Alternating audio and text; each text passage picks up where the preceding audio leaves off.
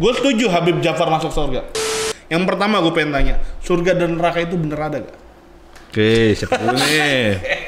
Kalau kita ngomong cuma based on feeling, ya udah repot kan kayak gitu. Gue nggak tahu apakah kita pernah menuliskan Allah menciptakan neraka. Karena yang gue tahu kalau ngomong penciptaan, Allah nggak pernah menciptain neraka.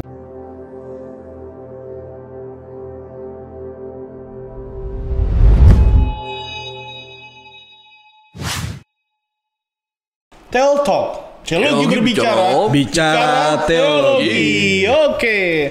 Nah, ini masih dalam suasana Lebaran. Bukan, Kristen progresif. Aduh, teman, ternyata banyak yang kita beresin ya harusnya, karena puji Tuhan sekarang Minimal Baper udah 2000 lebih 20 ya.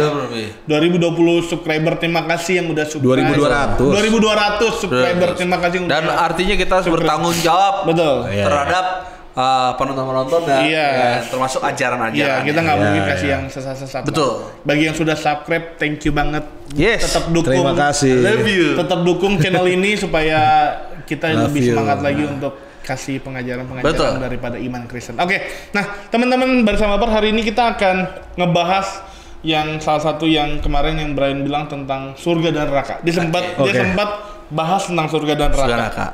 Oke, dia bilang bahwa kalau Habib Jafar tidak masuk surga karena dia tidak Kristen, percaya Kristus, dia bilang gue mendingan ikut Habib Jafar aja deh. Dia bilang kayak gitu. Ya gak sih? Nah, sekali lagi gue yang video yang kemarin gue pernah bilang kan, gue setuju Habib Jafar masuk surga. Tapi surga versi agamanya gitu. Jadi menurut gue kalau tadi Brian bilang gue ikut Habib, ya silakan. Berarti login. Login. Dia log out, dia login gitu maksud gue gitu. Ya nggak masalah gitu gitu. Itu haknya dia. Biar kita bisa bersih-bersih ya. Itu parah. Itu haknya Brian hak gitu, pribadi. nggak masalah. Nah, makanya dari itu kita mau kasih tahu nih tentang surga dan neraka. Yang pertama gue pengen tanya, surga dan neraka itu bener ada gak? Oke, siapa dulu nih? Billy dulu ya. Coba kita tanya naskah minggu ya. Iya, kalau ya inilah maksud gue, semua kan harus kembali ke Alkitab. Iya kan? Maksudnya semua pernyataan kita tuh harus dipertanggungjawabkan dan kembali ke Alkitab gitu. Jadi kalau kita ngomong cuma based on feeling, ya udah repot kan kayak gitu. Misalnya ada nggak surga neraka? Kalau menurut gue sih, menurut perasaan gue kayaknya nggak ada deh.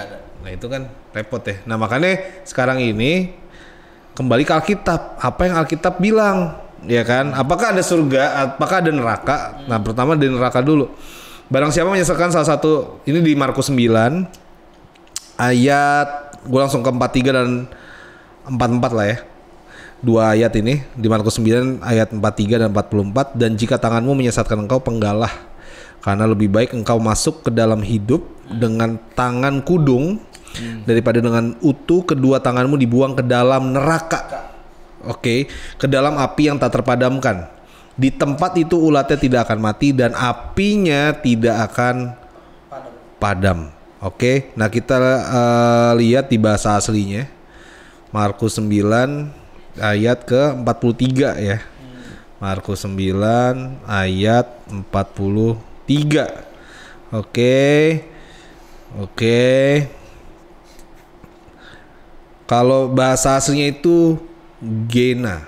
Oke, Gehenna atau yang biasa digunakan sebagai hell atau neraka. Jadi secara terjemahan dan bahasa asli ya memang neraka, bahkan didefinisikan adalah sebuah tempat di bawah perut bumi. Nah itu parsingnya itu kata sifat bukan Bil? Yang Gehenna itu kan ada parsingannya deh. Ya, kalau secara case-nya akusatif, gendernya finitif, number singular. Dan gak ada sifatnya, berarti bukan neraka tuh bukan kata sifat kayak perasaan. Emang suatu tempat gitu. Iya. Ini selalu place ya. Gehenna ini secara originalnya adalah sebuah lembah ya dekat Yerusalem. Oke, sebuah tempat di bawah bumi, sebuah tempat atau bisa diartikan sebagai sebuah tempat penghukuman untuk yang jahat. Ya, a place of punishment for evil. Jadi jelas neraka ini adalah secara definisi itu adalah tempat penyiksaan atau tempat yang buruk. Ya, bukan suatu tempat yang indah dan tempat yang menyeramkan. Ya, jadi secara Alkitab, secara Alkitab sudah jelas bahwa neraka ada. Nah, dan itu benda sebuah tempat. Pertanyaannya nih buat gue nih. Ya pertanyaan nih. Mungkin nggak kalau kita kan kenal Allah itu kasih. Ya. Ya Allah is love. Ya kan? God is love. God is love gitu ya. Dicampur-campur sorry. God is nah, berarti Allah itu penuh dengan kasih, dia itu penyayang. Dia itu mengasihi umatnya. Bahkan ketika manusia jatuh dalam dosa, dia mengutus Yesus untuk menebus. Dia udah kasih banget. Mungkin gak Allah yang begitu penuh dengan kasih menciptakan neraka yang dimana ada kemungkinan orang yang dia kasih masuk ke dalam itu. Oh, Pak Fernando. Erigo. Paling gue nggak tahu apakah kita pernah menuliskan Allah menciptakan neraka. Karena yang gue tahu kalau ngomong penciptaan, Allah nggak pernah menciptain neraka. Betul. Ya kan, Allah menciptakan langit dan bumi, ya, hewan, manusia, tumbuh-tumbuhan. Wah, Anda progresif ya. Iya gitu. Kan? Tapi Tuhan tuh nggak pernah namanya menciptakan neraka. Kenapa neraka itu ada? Itu karena akibat daripada kejatuhan daripada malaikat. Pemberontakan. Terus kejatuhan daripada manusia juga tuh. Adan dan Hawa. Kayak gitu. Dan Adan dan Hawa diciptakan manusia pun, diciptakan Adam pun sebetulnya itu taman itu adalah seperti Firdaus dan seperti surga itu kan. Kayak gitu. Seperti surga, dan itu adalah gambaran idealnya hubungan manusia dengan Tuhan. Kayak gitu. Makanya kenapa kok bisa akhirnya dapat ceritanya berlanjut sampai kepada Yesus mati itu karena si manusia yang jatuh. Seandainya Hawa nggak jatuh nih, seandainya Hawa menang lawan ular tuh dan Adam dan Hawa nggak jatuh, menurut gua nggak akan ada yang namanya cerita manusia tinggal di neraka. Karena surganya dia itu ada di Taman Eden sendiri. Makanya ketika kita di akhir hidup kedua dan Tuhan bilang kan kamu akan ke Taman Firdaus, itu gambarannya ada dibagi lagi ke masa Adam dan Hawa lagi gitu. Kayak gitu. Adam pertama, Adam kedua, Yesus. Nah, jadi intinya apa sih maksud gue gini? Intinya adalah neraka ada itu karena manusianya yang buat sendiri. Betul. Kenapa dibuat sendiri? Karena kejatuhan. Kayak gitu kan. Allah kudus dengan neraka yang tidak kudus. Dan itu terpisah tuh. Tetapi bentuk kasihnya Allah di mana? Bukan karena dia coding kita neraka, enggak, emang manusia sendiri dan malaikat sendiri yang membuat nerakanya buat dia sendiri. Gitu. Nerakanya dibuat sendiri. Dan bentuk kasihnya adalah akhirnya dia sendiri ingin menyelamatkan manusia daripada dosa. Malaikat nggak disamatin, manusia disamatin. Kecoa jatuh masuk surga berdosa, Tuhan nggak mati buat kecoa gitu, tapi Tuhan mati buat manusia. Nah, bentuk kasihnya Allah di situ. Betul. Ya kan? Bukan bentuknya tutupin neraka, nggak bisa karena ini udah dampak atau bukan punishment ya. Akibat daripada manusia jatuh ke dalam dosa, konsekuensinya dia gitu. Dan Tuhan tidak bisa melanggar kedaulatannya sendiri. Gitu. Makanya ya udahlah, gue menciptakan ini manusia, berarti gue berkorban diri sendiri untuk pencipta gue, ciptaan gue. Pencipta berkorban untuk ciptaannya, kayak gitu. Jadi nggak bisa dibilang Tuhan menciptakan neraka, nggak ada. Orang Alkitab bilang Tuhan di hari ke-7 menciptakan neraka, nggak ada. Neraka ada karena lu manusia yang berdosa. Gitu. Lo kenapa masuk neraka? Karena lo berdosa, nggak mau taat firman Tuhan. Udah dari lo sepanjang lo hidup berapa puluh tahun dikasih kesempatan bertobat kagak pernah mau. Didatangin ke Tawayut gak pernah mau. Didatangin gembala agak tobat-tobat. Terus lo sakit masuk mati tanpa pertobatan, masuk neraka nyalain Tuhan. Gila lo. Maksudnya kasih karunia Tuhan ya cukup udah buat lo nih sepanjang lo hidup. Ya udah gitu. Menurut gua kayak kita kemarin di episode kemarin kan bilang ada hati nurani kita. Itu adalah Tuhan sedang menggerakkan hati kita terus untuk bertobat. Jadi nggak bisa dibilang Tuhan menciptakan neraka. Neraka ada tuh karena manusia sendiri jatuh dalam dosa. Tetapi Tuhan ingin sebanyak-banyaknya orang tidak masuk neraka. Malah sebenarnya yang diciptakan di awal kan Samaim. Iya kan. Itunya kata benda juga tuh. Kata benda juga, berarti place tuh kan tempat. Itu yang pertama kali Tuhan ciptain langsung surga. Karena Tuhan juga nggak ada yang mau masuk neraka kan, inti gitu kan. Agak. Nah mungkin bisa dibilang ini gak sih, neraka itu ada karena yang lu bilang itu adalah pemberontakan daripada iblis. Sebenarnya Tuhan mengizinkan neraka itu ada karena neraka itu akan dihuni sama iblis. Iya gak sih? Bukan sama manusia. Dan gue percaya satu hal, bahwa Tuhan nggak pernah mengizinkan neraka itu buat manusia sebenarnya gitu. Tapi kenapa pada akhirnya orang-orang yang dikasihinya, dibilang dikasihinya masuk neraka? Kalau menurut gue karena dia lebih memilih ikutin iblis dibanding ikutin Tuhan. Iya dong. Berarti dengan kata yang gini, Tuhan udah menebus dia. Kalau kita ikutin Tuhan, Tuhanlah bapak kita. Berarti kalau kita melakukan apa yang iblis mau, iblislah bapaknya dia. Dengan katanya ya lu ikut bapak lo. Gitu loh. Jangan nyalahin Tuhan aja. Jangan nyalahin Tuhan. Nah, enggak, ini Tuhan. Yang apa? Lanjutan. Ya Tuhan sangat mengasihi umatnya dan Tuhan nggak mau umatnya masuk ke dalam neraka. Dengan katanya itu dibuktikan dengan cara kematian Kristus. Nah, dengan kalau udah di darah kematian Kristus dan orang tersebut gini loh. Gua tuh khotbah suka pakai ilustrasi. Aduh, gue lupa, gue ambil dari hamba masak yang penjara. Ketika namanya Yesus.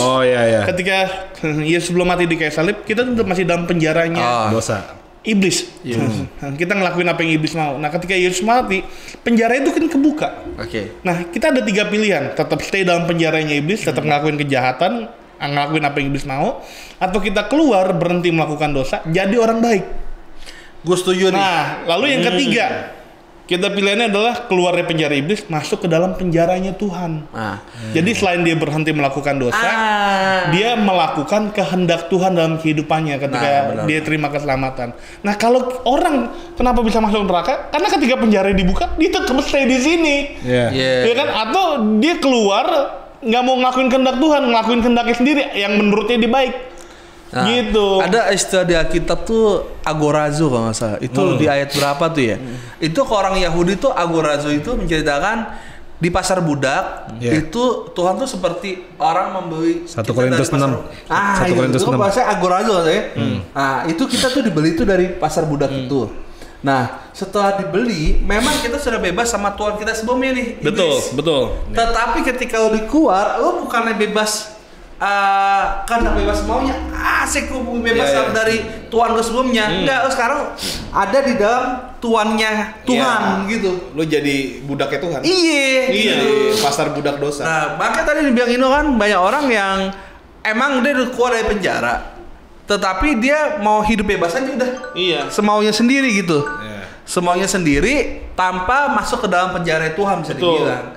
Nah, agorazo itu dia bilangnya dia keluar dari budaknya iblis, tetapi dia sekarang masuk ke dalam kehendaknya Tuhan. Betul. Nah, kalau dia tidak masuk ke kehendak Tuhan, berarti dia cuma keluar dari jeratan iblis, tapi dia mau hidup semaunya. Nah, itu bukan agorazo namanya. Kayak gitu tuh. Jadi harusnya seperti itu. Jadi orang yang sudah keluar daripada budak iblis pasti melakukan kehendak Tuhan. Nggak mungkin nggak? Pasti nih. Kayak Paulus gitu kan, pasti melakukan kehendak Tuhan. Nah, akhirnya surga jadi bagian ya kan? Itu. Gimana Bapak Bill tadi? Oke, ini terakhir ya. Nah, jadi permasalahan keyakinan dari kota di Brian itu kan jadi seakan-akan, atau Kristen progresif lah ya, seakan-akan Tuhan nggak adil. Betul. Nggak adilnya adalah kenapa orang udah sebaik ini kok masih masuk neraka? Kok ada orang baik banget, sedangkan kok ada orang Kristen tapi kayaknya jahat gitu ya. Nah, yang kita harus mengerti di awal adalah Tuhan itu tidak pernah berhutang sama siapapun. Betul. Gitu loh. Karena dia nggak berhutang sama siapapun, dia nggak punya tanggung jawab sama siapapun. Setuju.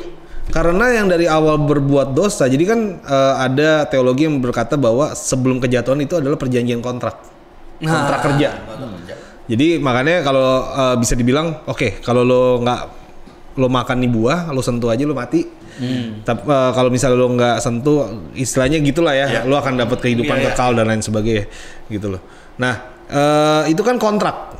Istilahnya disitulah manusia masih memiliki kehendak bebas yang masih mampu untuk menyelamatkan dirinya sendiri lah, kurang lebih kayak gitu, karena dia belum jatuh dalam dosa, gitu. Nah, tetapi kan sayangnya memang jatuh dalam dosa. Nah, akhirnya perjanjian itu pun berubah, jadi perjanjian kasih karunia, bukan perjanjian kontrak kerja lagi. Kalau tadinya manusia itu bisa menyelamatkan dirinya sendiri dengan mengikuti kontrak kerja itu, nah sekarang setelah dia jatuh dalam dosa, dia udah nggak bisa selamatin dirinya lagi. Kalau itu sebab itu Yesus harus mati kan, untuk selamatin dosa kita, untuk menghapus dosa kita, kurang lebih kayak gitu. Nah artinya begini, yang gue maksud, yang membuat kesalahan itu, yang melanggar kontrak kerjanya itu kan bukan Tuhan, tapi manusia. Nah artinya Tuhan itu tidak bertanggung jawab sama siapapun sebenarnya. Dan kalaupun dia memberikan anak yang tunggal, Yesus Kristus untuk kita, itu sebenarnya ada tindakan kasih karunia. Yang artinya kasih karunia itu diberikan kepada siapapun yang Tuhan mau berikan. Gitu. Artinya dan siapapun yang mau menerimanya. Betul. Lah artinya kalau orang sebaik apapun tapi dia tidak mau terima Kristus sebagai Tuhan dan Juru Selamat. Kalau episode sebelumnya kita udah jelas ya, nggak perlu dijelasin lagi. Keselamatan itu hanya dalam Kristus gitu kan. Ya kalau dia pun nanti masuk neraka itu udah bukan salahnya Tuhan. Bukan berarti Tuhan tidak adil, karena keputusannya dia sendiri. Iya, karena memang udah kasih karunia, udah kedaulatan Tuhan, udah bukan Tuhan yang nggak adil. Tuhan tuh udah berkali-kali nyebokin manusia mulu. Nah itu. Serius ya, makanya Tuhan tuh Tuhan cebok sejati tuh. Ya kan, maksudnya Israel jatuh dalam dosa, Tuhan cebokin kasih kontrak kerja keselamatan, ya kan. Tapi nggak bisa lagi. Akhirnya Tuhan udah pakai ini lagi, maksudnya sampai kapan lu cebokin terus? Ya udah sekarang gua kasih nih wadahnya nih keselamatan, percaya sama gua.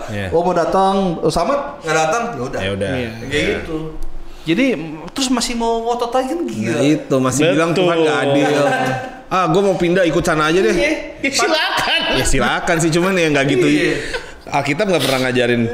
Orang dulu Tuhan mau hancurin semua umat manusia kok, ya kan? Tapi di endingnya malah milih Nuh tuh, ya kan? Makanya itu kan kasih karunia. Iya, terus kalau emang dia mau habisin semua manusia, bukan salah Tuhan juga kan? Dia. Itu karena dari awal sudah ada kontrak kerja di mana manusia yang melanggar. Bener. Kecuali Tuhan yang langgar. Kita bisa tuntut. Gak tuntut. Kayak kita punya handphone sendiri nih. Gue mau install apa game apa, kalau gue uninstall game mah gue gak bisa tuntut sama Ino. Duh kenapa uninstall Mobile Legends gitu dah. Gitu. Jadi lucu aja gitu. Jadi intinya dari segala sesuatunya seperti Alkitab bilang, kamu yang letih sudah berbeban berat, datanglah padaku. Itu udah tawaran daripada Tuhan gitu. Nah penawaran itu bisa di-accept, bisa di-decline. Nah kalau kita di-decline ya berarti kita nggak dapat keselamatan. Kalau kita accept apa yang Tuhan mau, ya kita dapat keselamatan. Jadi masuk neraka atau tidak bukan keputusan Tuhan, tapi keputusan daripada manusia itu sendiri. Oke, itu aja teman-teman. Sampai jumpa dalam video-video berikutnya dalam satu channel, yaitu adalah Millennial Baba.